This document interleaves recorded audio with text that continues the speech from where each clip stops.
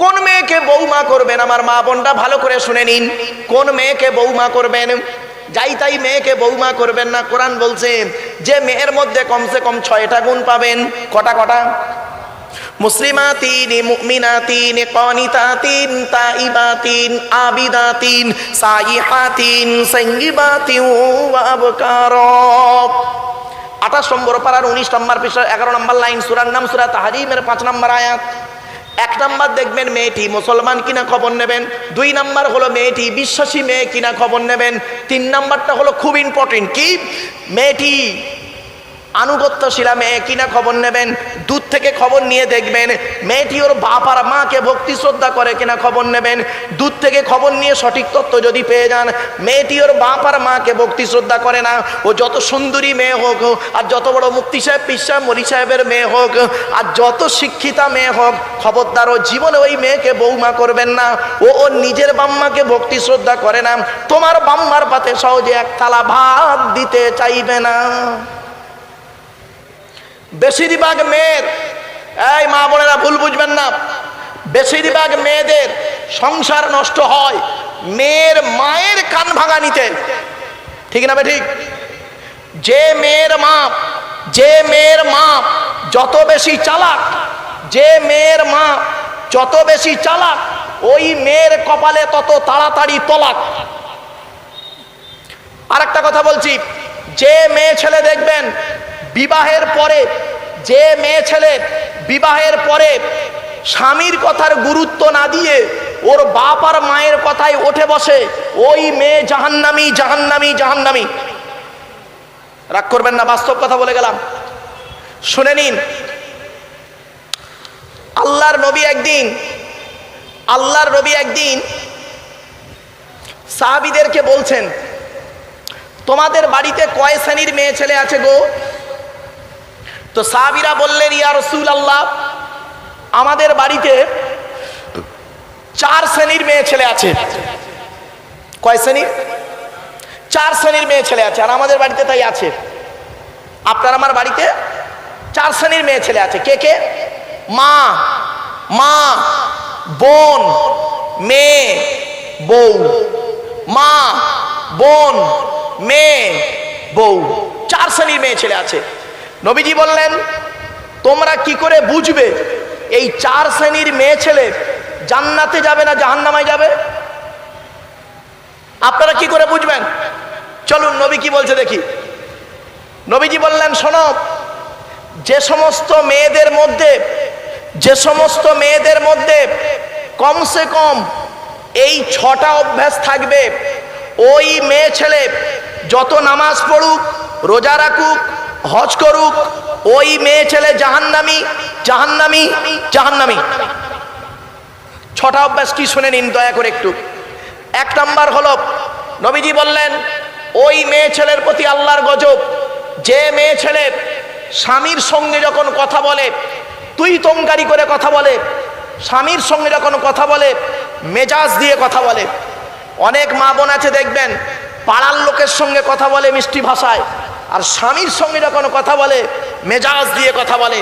ওই মেয়ে ছেলে যত হাজি সাহেব, পীর সাহেব, মলি সাহেবের মেয়ে হোক, ও জাহান্নামী নারী, জাহান্নামী নারী, জাহান্নামী নারী।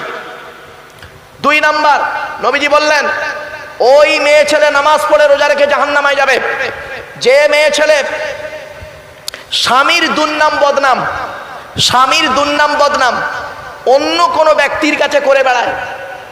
অনেক মেয়ে ছেলে এমন আছে দেখবেন 4 ছেলের মা হয়ে গেল, 4 ছেলের মা হয়ে গেল, আজও পর্যন্ত 9-এ পড়তে পড়তে যে ছেলেটার সঙ্গে প্রেম করেছিল আজও পর্যন্ত তার সঙ্গে ফেসবুক, টুইটার, মেসেঞ্জার, হোয়াটসঅ্যাপ করে।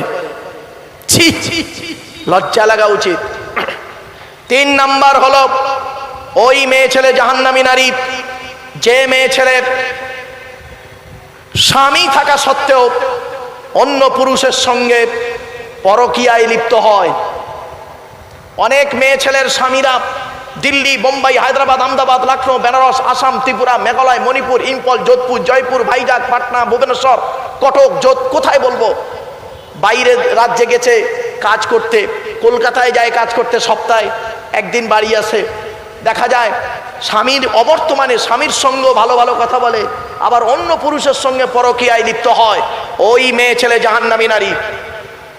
4 নাম্বার, শুনে নিন একটু দয়া করে, মা বোনেরা সাবধান হয়ে যান। 4 নাম্বার, ওই মেয়ে ছেলে জাহান্নামী নারী যে মেয়ে ছেলে বিনা কারণে স্বামীর বিছানা ছেড়ে দিয়ে অন্য বিছানায় রাত কাটায়। অনেক মেয়ে ছেলে আছে দেখবেন যাদের বয়স 50 প্লাস কি 40 প্লাস কি 55 60 প্লাস, ওই ধরনের অনেক মেয়ে ছেলে আছে দেখবেন স্বামী জীবিত আছে, বুড়ো মানুষ, সুগারের রুগী, প্রেসারের রুগী, হার্টের রুগী, স্ট্রোক রুগী, কখন মরে কখন বাঁচে খবর রাখে না।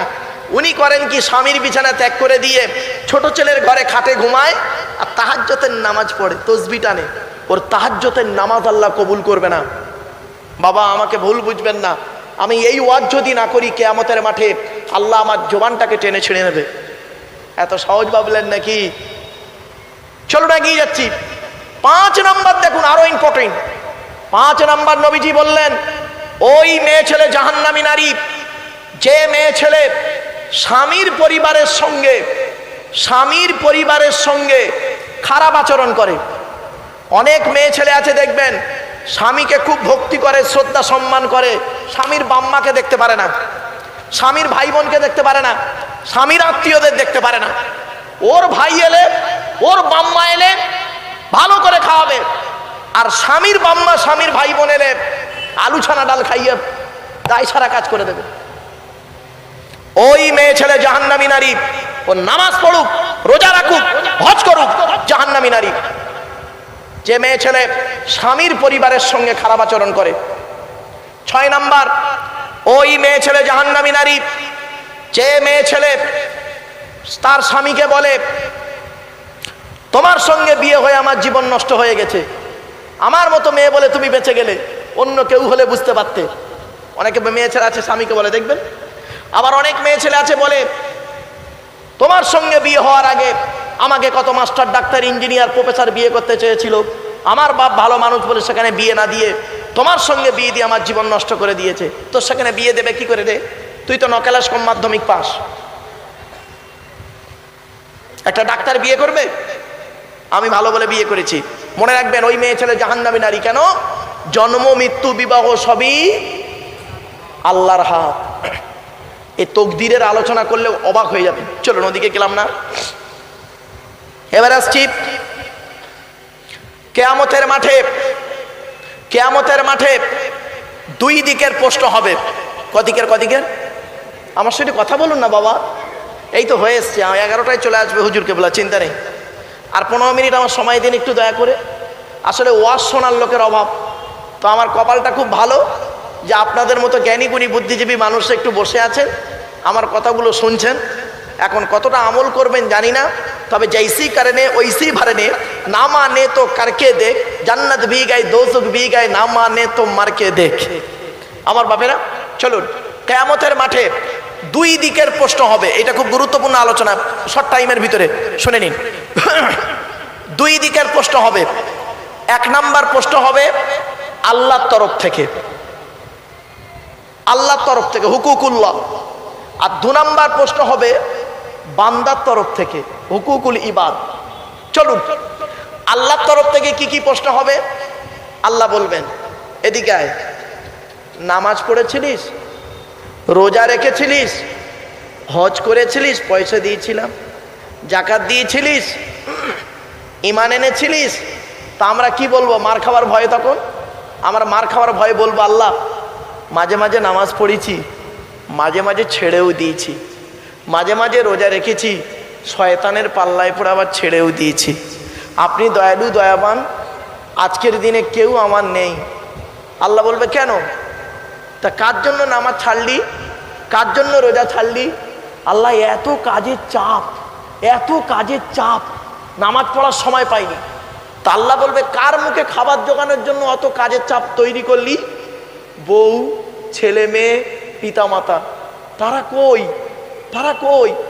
তখন আমরা কি বলবো জানেন? আল্লাহ সব মুনাফিক, চিটিংবাজ, দুনিয়াতে ঝেড়েছে, আখিরাতে কেউ নেই, সব পালিয়েছে। সব পালিয়েছে, কেউ নেই। আল্লাহ বলবে কেন? যার জন্য নামাজ রোজা ছেড়ে দিলি, খুব ব্যস্ত হয়েছিলি, কেউ তোর কাছে আজকে নেই না। আল্লাহ আজকে যদি আপনি দয়ালু দয়াবান আজকে যদি মাফ না করেন, আমার খুব খুব মার কপালে আছে। তা আমার দয়ালু দয়াবান রহমানুর রহিম আল্লাহ কোরআনে বলেছেন, শুনে নিন, লা তাকনাতু মির রাহমাতিল্লাহ ইন্নাল্লাহা ইয়াগফিরুয যুনুবা জামিয়া। আল্লাহ বলছেন, তোরা আমার রহমত থেকে নিরাশ হয়ে যাস না, আমি আল্লাহ তোদের গুনাহগুলো মাফ করে দেবো, তোরা একবার তওবা কর। জোরে বলুন সুবহানাল্লাহ। তো আল্লাহ দয়ালু দয়াবান, আল্লাহ মাফ করলে করে দেবেন, ইচ্ছা করলে। আল্লাহ নিজেই বলেছেন, অন্য আয়াতে বলেছেন, ইন্নাল্লাহা লা ইয়াগফিরু আন ইউশরাকা বিহি ওয়া ইয়াগফিরু মা দুনা যালিকা লিমান ইয়াশা। আল্লাহ বলছেন শিরককারীর গুনাহ মাফ করব না, বাকি গুনাহ মাফ করলে করতে পারি। গেল আল্লাহর তরফের প্রশ্নে। আল্লাহ ইচ্ছা করলে সেদিন আমাদের দয়ালু দয়াবান রহমানুর রহিম যদি মাফ করেন, আলহামদুলিল্লাহ। এখানে যত মানুষ বসে আছেন আপনারা, আমরা যারা বসে আছি, দাঁড়িয়ে আছি, মা বোন বাবাজি যুবক ভাইরা শুনে নিন, ধরা আমরা পড়ব বান্দার তরফের প্রশ্ন। এত সহজ ছাড়া হবে না। বান্দার তরফের প্রশ্ন আমরা সবাই ধরা পড়ব। বান্দার তরফের প্রশ্ন কটা হবে? 10 রকমের। কত কত শুনে যান, দয়া করে আপনাদের হাতে ধরে বলছি, কোনো ডিস্টার্ব করবেন না এই সময়টা। বান্দার তরফের প্রশ্ন 10 রকম হবে। একজন পুরুষকে 10 রকম হবে, একজন মেয়ে ছেলেকে তার উল্টো 10 রকম হবে। তা আমি পুরুষদেরটা বলছি বাবা, মেয়েদেরটা হলো তার উল্টো, জেনে নেবেন। চলুন, পুরুষদের প্রশ্ন করা হবে, আপনাকে প্রশ্ন করা হবে কিয়ামতের মাঠে বান্দার তরফ থেকে। 1 নাম্বার, স্বামী হিসাবে কতটা পৃথিবীতে দায়িত্ব পালন করেছিস? 1 নাম্বার প্রশ্ন, স্বামী হিসাবে পৃথিবীতে কতটা দায়িত্ব পালন করেছিস?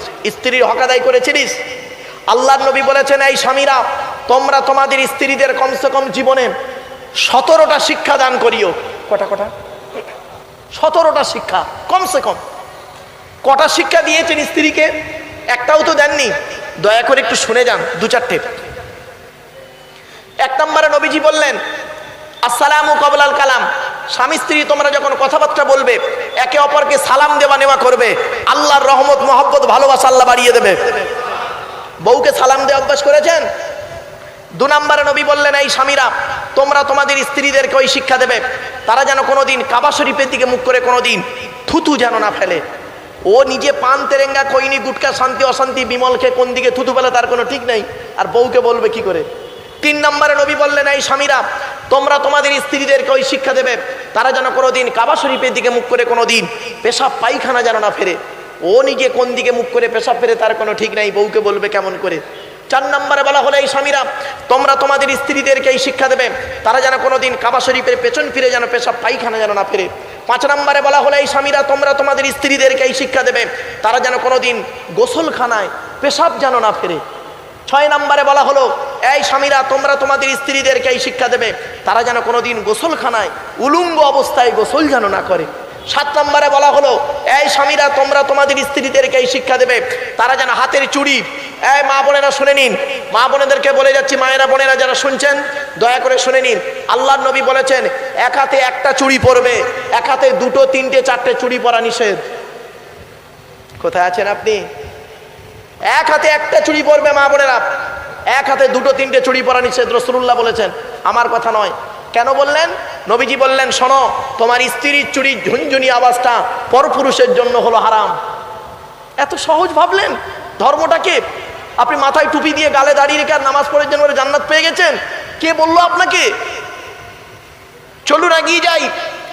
এরপরে নবীজি বললেন, এই স্বামীরা, তোমরা তোমাদের স্ত্রীদেরকে এই শিক্ষা দেবে, তারা যেন মাথার বালিশ তারা যেন কোনোদিন 2টো ব্যবহার যেন না করে।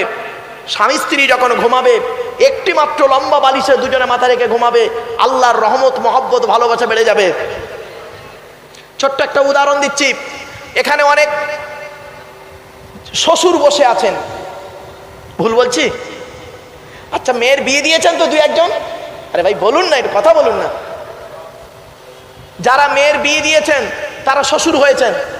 আচ্ছা, আল্লাহর নবীও মেয়ের বিয়ে দিয়েছেন, তিনিও শ্বশুর হয়েছেন, আর আপনি আপনার মেয়েকে বিয়ে দিয়েছেন, শ্বশুর হয়েছেন। পার্থক্যটা কি শুনে নিন, চমকে যাবেন আজকে শুনলে।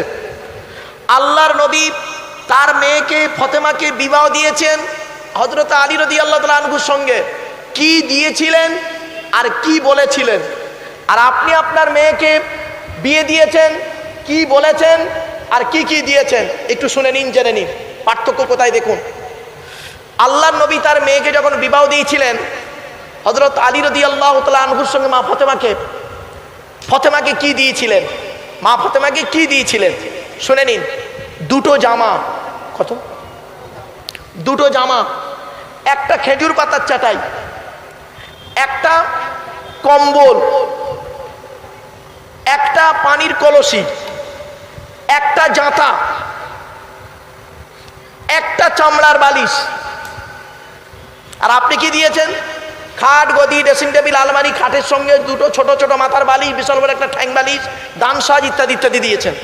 যাক, এবার আসছি, আপনি আপনার মেয়েকে যেদিন শ্বশুর বাড়ি পাঠিয়েছিলেন কি বলে পাঠিয়েছিলেন? আর নবীজি তার মেয়ে ফতেমাকে শ্বশুর বাড়ি পাঠিয়েছিলেন কি বলে পাঠিয়েছিলেন শুনে নিন, চমকে যাবেন এটা শুনলে। মা বোনেরা শুনে নিন ভালো করে। আপনি আপনার মেয়েকে যখন শ্বশুর বাড়ি পাঠিয়েছিলেন, যেদিন বিবাহের দিন বরযাত্রী এলো, 100 জন আসার কথা, অভদ্র ফ্যামিলি 180 জন এসে হাজির। ছি ছি ছি ছি ছি ছি, অভদ্র ফ্যামিলি, খবরদার নয়। যদি 100 জন কথা দেন বরযাত্রী, 99 জন আসবেন, তো 180 জন আসতে যাবেন না। 100 জন আসার কথা বলেছেন, সে বেচারা মেয়ের বাপ 110 জনের খাবার তৈরি করতে পারে, বাকি 80 জনের খাবার ওই মুহূর্তে তৈরি করে তার প্রতি it is very impossible matter, ঠিক না বেঠিক? আর ওই সময় করতে না পারলে দেখবেন বরের বোনাইরা, আপনারা কি বলেন, বোনাই বলেন নাকি বরের দুলাভাই, বরের দুলাভাইদের আইটেম দেখবেন, খাবো না, চলে যাব, ভিখারির বাচ্চা, খাইনি নাকি। ছি ছি ছি ছি, কত ছোট লোক ঘরের মানুষ এখানেই প্রমাণ পাওয়া যায়। সাদা চামড়া থাকলে ভদ্রলোকের পরিচয় নয়, ভালো ড্রেস পরে থাকলে ভদ্রলোকের পরিচয় নাই, ব্যবহারে বোঝা যায়। চলুন, আপনি আপনার মেয়েকে কি বলে গাড়িতে তুললেন? আপনার জামাই আপনার মেয়েকে নিয়ে গাড়িতে উঠছে, বরের গাড়িতে, সন্ধ্যাবেলা বিদায় হচ্ছে আপনার মেয়েটি ওর মায়ের গলা জড়িয়ে কাঁদলো, ভাই বোনের গলা জড়িয়ে কাঁদলো, অবশেষে বাপের গলা জড়িয়ে কাঁদছে। বাপ কি সান্ত্বনা দিচ্ছে দেখুন। আর নবীজি কি বলেছিলেন শুনুন। বাপ বলছেন মেয়েকে, কাঁদিসনি মা, কাঁদিসনি, আমরা কাল সকাল সকাল যাচ্ছি। তুই সকালবেলা গিয়ে কি করবি? তুই তো গিলে চলে আসবি। ভুল বললাম? শোনেন, আপনাদেরকে একটা কথা আমি জিজ্ঞাসা করছি, আপনাদের হাতে 2-2.5 ঘন্টা সময় হবে? হ্যাঁ, ইনশাল্লাহ 2-2.5 ঘন্টা সময় হবে তো? ঠিক আছে, আপনারা একটু ধীর স্থিরভাবে আমার আলোচনাটা করার সুযোগ দিন। আপনারা কথাগুলো একটু শ্রবণ করুন, আশা করি আপনাদের লস হবে না। এই আল্লাহর বিধান according to Islamic law, not only according to Indian law, according to Islamic law, একটা আইনের কেতাব। এই কোরআন আপনাকে ঠকাবে না, সংবিধানের কেতাব। কি নেবেন এই কেতাব থেকে বলুন? সবই রয়েছে এই কেতাবের ভিতরে, ডাইরেক্ট ইনডাইরেক্ট। কোরআনে বলা হয়েছে কোথায়? 14 নম্বর পারা 16 নম্বর পৃষ্ঠা 4 নম্বর লাইন, সূরার নাম সূরাই নাহলের 89 নম্বর আয়াতে আল্লাহ বলছেন, ওয়ানাজ্জালনা আলাইকাল কিতাবা তিবিয়ানাল লিকুল্লি শাইইন। নবী, তোমার উপরে আমি এই কিতাব অবতীর্ণ করেছি, আর পৃথিবীর সমস্ত জিনিসের বর্ণনা এই কিতাবের ভিতরে ডাইরেক্ট ইনডাইরেক্ট দলিল সহ আমি আল্লাহ পাঠিয়ে দিয়েছি। আপনারা কি নেবেন বলুন কোরআন থেকে? ভৌত বিজ্ঞান নেবেন? কোরআনে আছে। জীবন বিজ্ঞান নেবেন? কোরআনে আছে। জিওগ্রাফি নেবেন? কোরআনে আছে। হিস্টোরি নেবেন? কোরআনে আছে। অর্থনৈতিক জীবন, পারিবারিক জীবন, সাংসারিক জীবন, আর্থি লাইফ, আফটার লাইফ, কি নেবেন বলুন? রাজনৈতিক জীবন, সবই রয়েছে কোরআনের ভিতরে। এমন এক কিতাব। আল্লাহ পাক কি বলছেন বা দেখি, 15 নম্বর পারা 18 নম্বর পৃষ্ঠা 14 নম্বর লাইন, সূরার নাম সূরাই কাহাফ।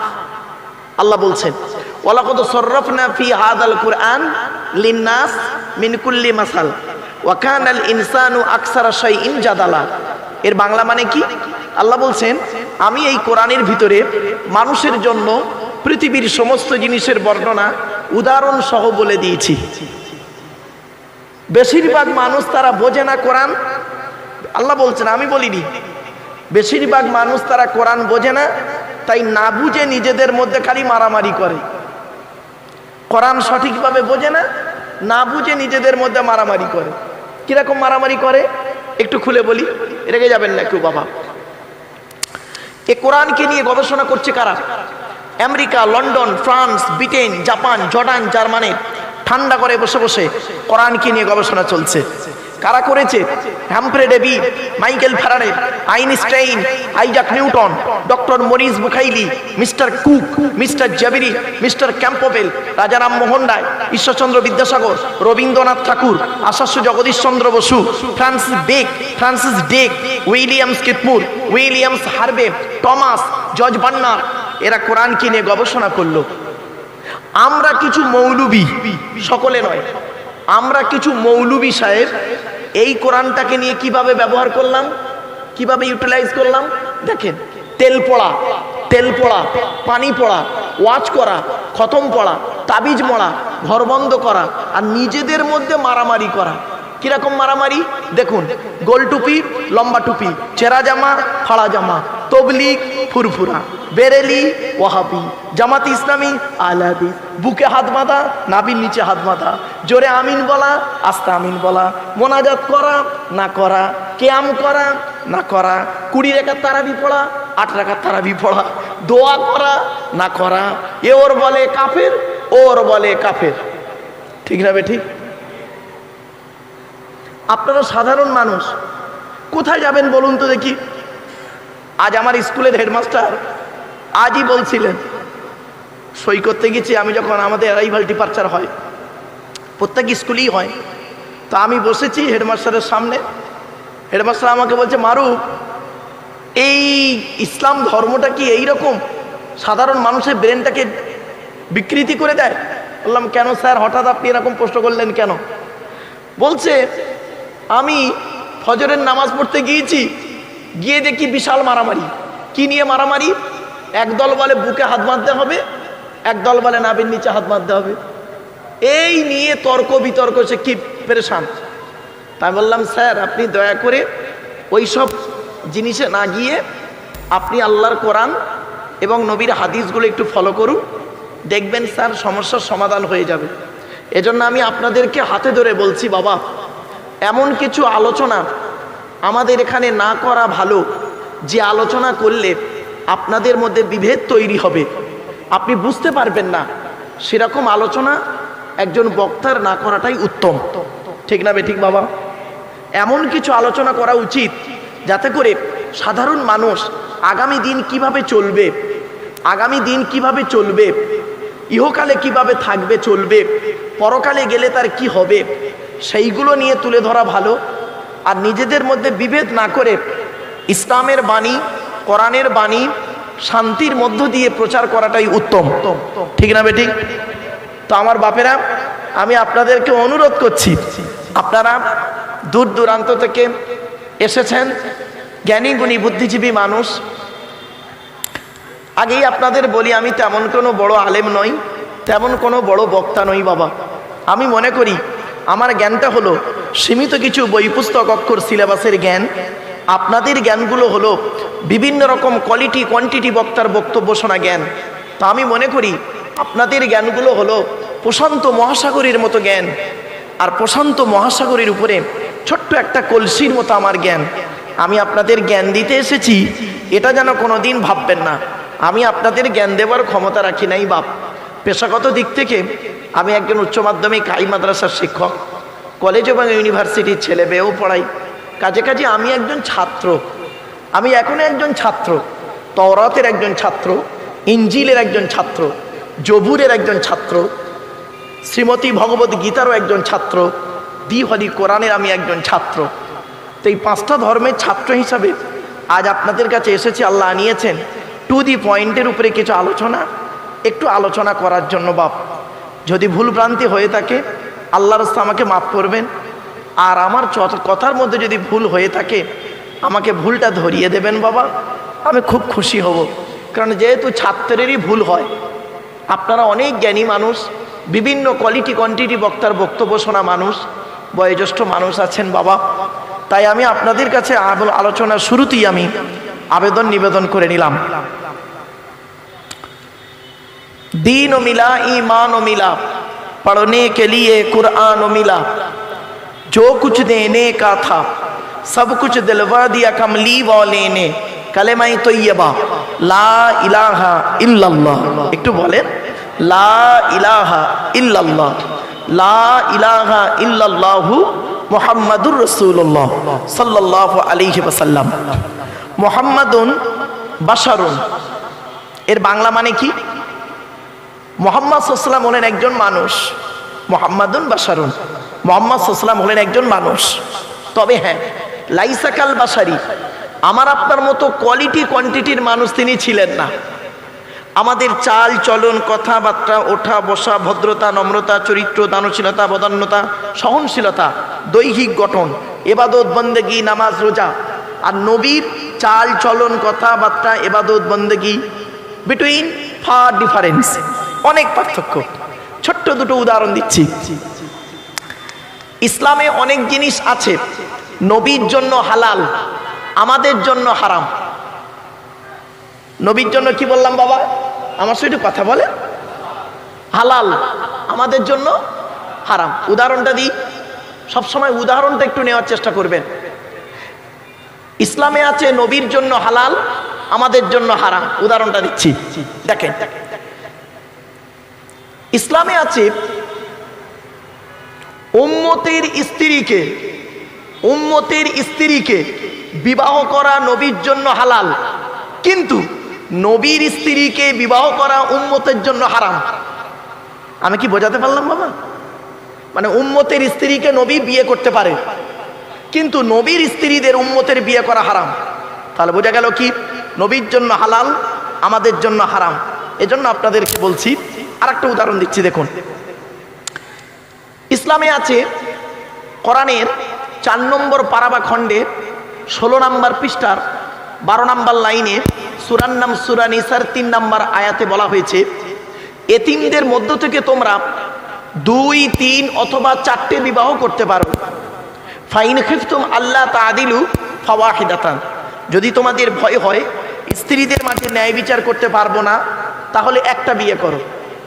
তাহলে বোঝা গেল কি? একজন মুসলিম সর্বাধিক 4টা বিবাহ করতে পারে, সর্বনিম্ন একটা বিবাহ করতে পারে। ঠিক না বেঠিক বাবা? এটা কোরআনের দলিল। কিন্তু আমার আপনার নবী মুহাম্মদ সাল্লাল্লাহু আলাইহি ওয়াসাল্লাম কি করলেন? 4-এর অধিক বিবাহ করলেন। তার দলিলটা কোথায় আছে কোরআনে? এই কোরআনই আছে। 22 নম্বর পারার 3 নম্বর পৃষ্ঠার 9 নম্বর লাইনে সূরার নাম সূরা আহজাবের মধ্যে আল্লাহ বলছেন, নবী তোমার কাছে যদি কোনো মহিলা এসে নিজেকে হেবা করে, উৎসর্গ করে, তুমি তাকে দাসীর মর্যাদায় না রেখে স্ত্রীর মর্যাদায় রাখবে। তবে নবী খালিসাতাল লাকা, নবী এটা তোমার জন্য খাস, মিন দুনিল মুমিনিন, মোমেনদের জন্য খাস নয়। তাহলে বোঝা গেল কি? নবীর জন্য যত খুশি তত, আমাদের জন্য যত খুশি তত নয়। নবীর জন্য আনলিমিট, আমাদের জন্য লিমিট। এজন্য বাবা সব ক্ষেত্রে নবীর সঙ্গে আপনি তুলনা করতে যাবেন না। এমন কিছু জিনিস আছে যেগুলো নবীর সঙ্গে তুলনা করাটা আমাদের ঠিক হবে না। চলুন এগিয়ে যাচ্ছি। তাই আমি আলোচনা শুরুতেই বললাম, মুহাম্মাদুন বাশারুন, মুহাম্মদ সাল্লাল্লাহু আলাইহি ওয়াসাল্লাম হলেন একজন মানুষ। লাইসা কাল বাশারি, কিছু বলবো বাবা? আচ্ছা আচ্ছা, কি বাবা কি করবে করো।